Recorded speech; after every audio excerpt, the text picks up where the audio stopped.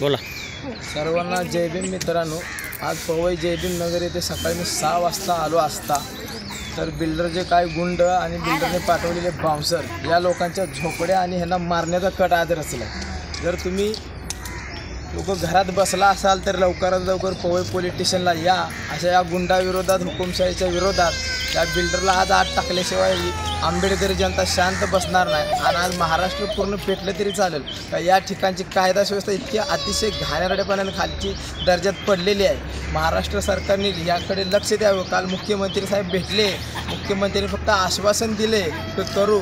जर मुख्यमंत्री साहेब तुम्हाला अजून इशारा देतो, जर गृहमंत्र्याला पण इशारा देतो, जर या 2 दिवसामध्ये या लोकांना हाय ते घरं बांधून दिले नाही आणि त्या बिल्डरांना बाउन्सरवर कारवाई नाही केली तर आम्ही तुम्हाला अडवल्याशिवाय राहणार नाही. प्रत्येक पॅन्थर, दलित पॅन्थर असो, संघटना असो, युवा भीमसेना असो, तुम्हाला मी तिथं अडवल्याशिवाय राहणार नाही. आणि तुम्हाला माझा अनुभव माहीत आहे साहेब, मी 2दा तुम्हाला अडवले, मंत्र्याला तुमच्या गादीत घरात मी अडवले तुम्हाला, हे लक्षात घ्या. आणि आम्हाला आज वातावरण चिघळू देऊ नका, नाहीतर महाराष्ट्र पेटल्याशिवाय राहणार नाही.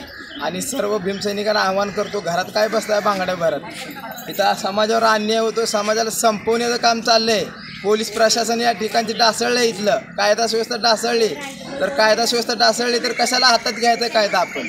पोलीस स्टेशनला या सर्वांनी एकत्र. जर गुन्हा दाखल होत नसेल, बिल्डरला अटक होत नसेल तर महाराष्ट्र आजपासून जळल्याशिवाय राहणार नाही. आणि पूर्ण महाराष्ट्रातला मी आवाहन करतो भीमसैनिकाला, तुम्ही जोपर्यंत येणार नाही तोपर्यंत पोलीस प्रशासन गुन्हे दाखल करणार नाही, या ठिकाणी बिल्डरवरला आणणार नाही, तात्काळ अटक करणार नाही. त्यामुळं विनंती आहे की लवकरात लवकर यावं. आणि हे झोपण्या बघा तुम्ही, यांना संपवण्याचा कट रचला. हे बघा, हे सगळं बघा इकडं.